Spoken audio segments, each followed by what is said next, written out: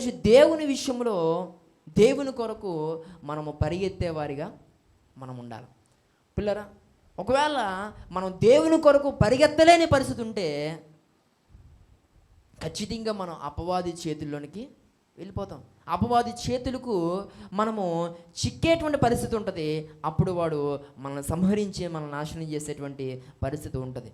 ఈ దినము ఈ మాట్లాడుతున్న ప్రియ సహోదరి సహోదరుడు, బైబిల్ గ్రంథంలో ఎంతో మందిని దేవుడు లేడీతో పోల్చి మాట్లాడినట్లుగా మనం చూస్తాం. ఫర్ ఎగ్జాంపుల్, నేను మునుపటి దినాల్లో గోత్రాల కొరకు నేను మాట్లాడుతూ, నఫ్తాలి గోత్రం కొరకు నేను మాట్లాడుతూ నేను ఈ అనుభవాలు అప్పుడు జ్ఞాపకం చేయడం జరిగింది కదా. నఫ్తాలిని దేవుడు దేనితో పోల్చాడు? లేడీతో పోల్చి మాట్లాడినట్లుగా మనం గమనించాం. బైబిల్ గ్రంథంలో పిల్లలు ఇంకా చాలామందిని పిల్లల దేవుడు లేడీతో పోల్చి మాట్లాడినట్లుగా మనం చూస్తూ ఉంటాం. సమూయేలు 2వ గ్రంథము 2వ అధ్యాయం 18వ వచనంలో కూడా ఒక మాట మనం చూస్తాం. సమూయేలు 2వ గ్రంథము 2వ అధ్యాయము 18వ వచనంలో కూడా ఒక మాటను మనం చూస్తాం. చదవండి ఎవరైనా.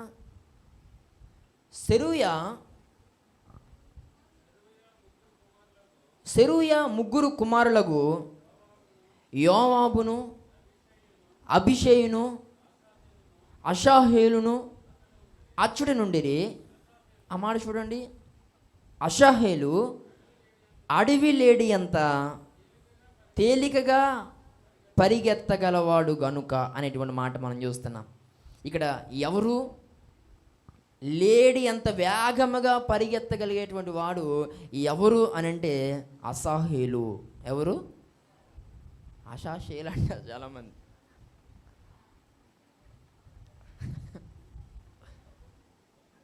మళ్ళానండి మీరు అస్సలు రావట్లేదా? అలాగే ఉంది. కొన్ని దైవజనుడిగా మాతో ఏం చేయాలి? పలకాలి. దేవుని స్తోత్రం కలుగును గాక. అషాహేలు ఎవరు? అషాహేలు ఎవరు? ఈ యొక్క అషాహేలు అని అంటే దావీదు గారి మేనల్లుడు. ఎవరు? దావీదు గారి మేనల్లుడు. దావీదు గారికి ఒక అక్క ఉంది.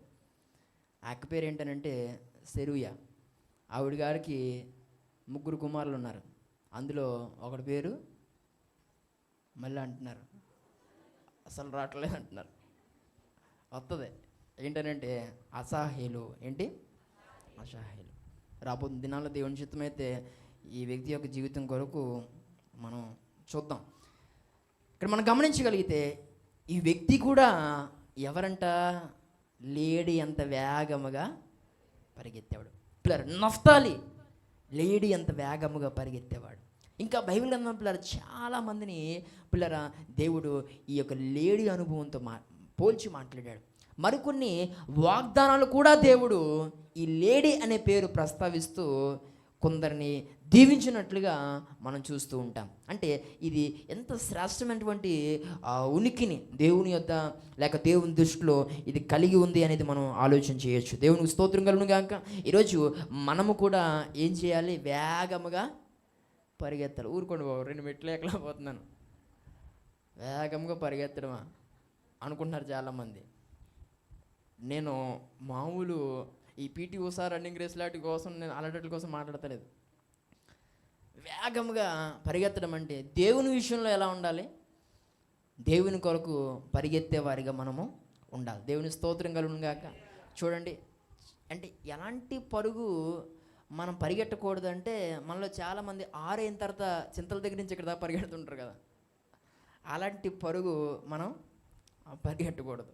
దేవుని విషయానికి వస్తే ముందుగానే మనం మేల్కొని పిల్లలు ఆసక్తి కలిగిన వారిగా దేవుని సన్నిధిలో మనం ఉండడానికి ప్రయత్నం చేయాలి. దేవునికి స్తోత్రం కలుగును గాక.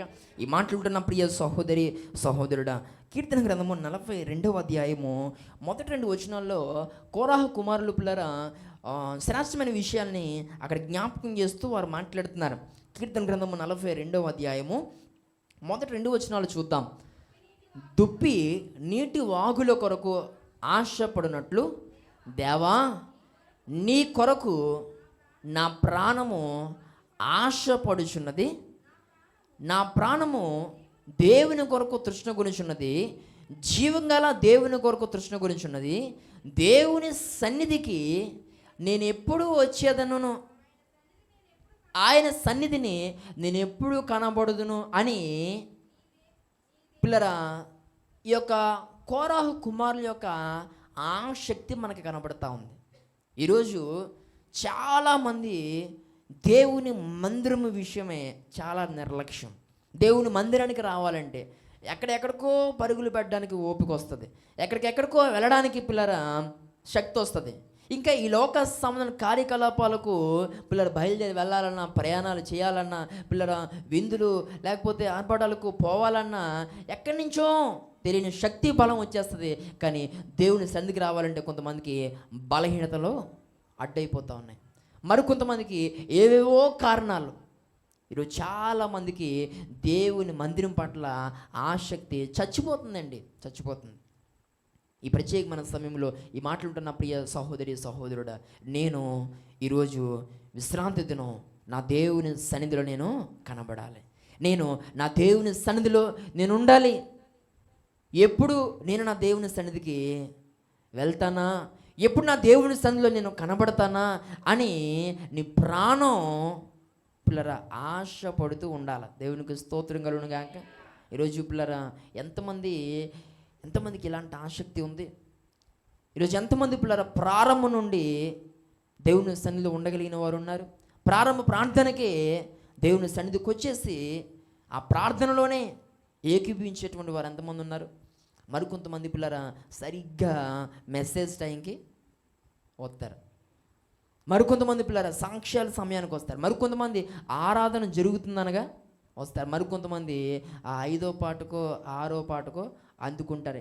ఇలా నువ్వు అందుకుంటే నీ డిప్ప మీద దేవుడు అందుకుంటాడు ఏదో ఒక రోజు. చూస్తాడు. ఇంకా ఎన్ని రోజులైనా 4వ పాటకి 5వ పాటకి అందుకుంటుంది కాబట్టి ఈసారి ఎలాగన్నా ఒకటి అందుకోవాలనుకుంటాడు. దేవుని స్తోత్రం కలుగును గాక. గమనించండి, దేవుని సన్నిధి అంటే ఆషామాషి కాదు. దేవుని సన్నిధి విషయంలో పిల్లరా మనకి మరంత నిర్లక్ష్యం పనిచేయదు. మరికొంతమంది పిల్లరా సమయం అంటే సరిగ్గా సమయానికి ఆ కొంచెం ఒక 5-10 నిమిషాలు ముందు వస్తే అక్కడ ఏమన్నా అగ్నితో ఏమైనా కాలిపోతామా? ఏమైపోం కదా. ఒక 5-10 నిమిషాల ముందు వచ్చి ఇక్కడ జరిగేటువంటి పరిచర్యలో పాలు పొందితే లేక ఏదో ఒక విషయంలో నీ సహకారాన్ని అందిస్తే నీకు వచ్చి నష్టం ఏంటంట? ఆసక్తి లేదు. దేవుని మందిరం పట్ల ఆసక్తి లేదు. ఒకప్పుడు ఉండేది. ఒకప్పుడు పిల్లరా మనం అందరం దేవుని సన్నిధిలో కుడి చెయ్య ఎడం చెయ్య పిల్లర చూడకుండా పిల్లర పని చేసిన వారమే. కానీ ఇప్పుడు కొంచెం టెక్కో లేకపోతే కొవ్వో మరొకటి ఏదో వచ్చి ఈరోజు నేను చెడగొట్టింది.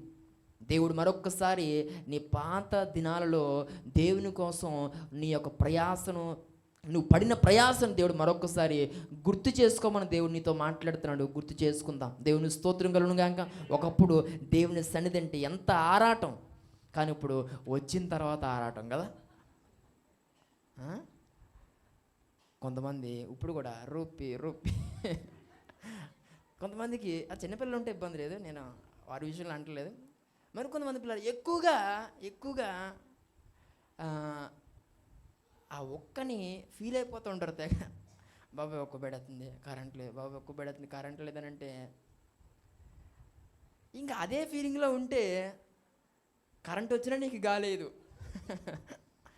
ఎందుకంటే గాలి వేసినా గాలి వేస్తుందన్న ఫీలింగ్లో ఇంకా మనం రాం. అప్పుడే ఫీలింగ్లో ఉంటామంటే మొత్తం తడిసిపోయాను అన్న ఫీలింగ్లో ఉంటాం. దేవుడి సన్నిధిలో పిల్లరా ఎలాంటి ప్రతికూలత ఉన్నా మనం దాన్ని పెద్దగా పట్టించుకోకూడదు. దేవునికి స్తోత్రం కలుగును గాక. మనం ఎందుకు వచ్చామనంటే దేవునిగా గుర్తిస్తూ దేవుని సేవించడానికి, దేవుని మహింపరచడానికి. ఆ సమయం కాస్త పిల్లరా పాసుకొస్తున్నాను, లేకపోతే ఫోన్ వచ్చిందనో, లేకపోతే బయట ఎవరితోనో మాట్లాడొద్దామనో, ఎలాగెలాగో ఏవేవో చేసి సమయాన్ని మనం వృధా చేసేసుకుంటే మనం దీవెనను కోల్పోతాం, ఆశీర్వాదాన్ని కోల్పోతాం. దేవునికి స్తోత్రం కలుగును గాక. ఈ ప్రత్యేకమైన సమయంలో నీ యొక్క పరుగు, నీ ఆసక్తి దేవుని విషయంలో ఎప్పుడూ తగ్గడానికి వీల్లేదు. దేవునికి స్తోత్రం కలుగును గాక.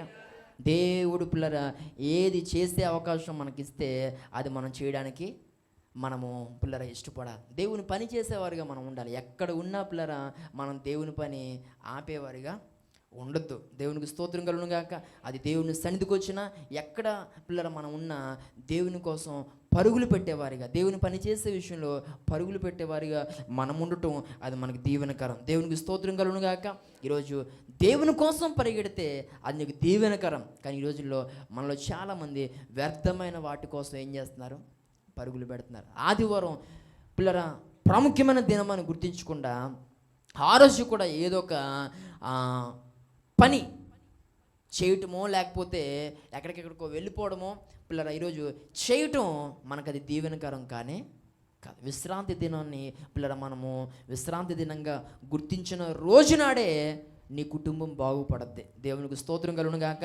ఆదివారాన్ని ఆదివారంలాగా నువ్వు చూసే రోజు నీ కుటుంబంలో ఎప్పుడు వస్తుందో ప్రతి ఒక్కరూ పిల్లలు దేవుణ్ణి దేవునిగా గుర్తించి దేవుని సమయాన్ని దేవునికి ఇచ్చేటువంటి ఆ పరిస్థితి నీ కుటుంబంలో ఎప్పుడు వస్తుందో అప్పుడే నీవు సెట్ అవుతావు, మీ ఆవిడ సెట్ అవుద్ది, మీ ఆయన సెట్ అవుతాడు, మీ పిల్లలు సెట్ అవుతాడు, మీ బతుకులు బాగుపడతాయి. దేవునికి స్తోత్రం కలుగును గాక. లేదంటే ఇదే రోత, లేదంటే ఇదే పరిస్థితి నేను వెంటాడటం అనేది జరుగుతూనే ఉంటుంది. గమనించండి, ఈరోజు వ్యర్థమైన వాటితో నువ్వు కాలయాపన చేయొద్దు, వ్యర్థమైన వాటి వెనక నువ్వు పరుగులు పెట్టద్దు. గెహజీ ఏం చేశాడండి? గెహజీ ఏం చేశాడు? వ్యర్థమైన వాటి వెనక పరుగులు పెట్టాడు. పిల్లర చివరికి ఏమయ్యాడు అని అంటే, ఎందుకు పిల్లర పనికి రాకుండా చివరికి తన జీవితం ముగిసిపోయినట్లుగా మనం చూస్తున్నాం.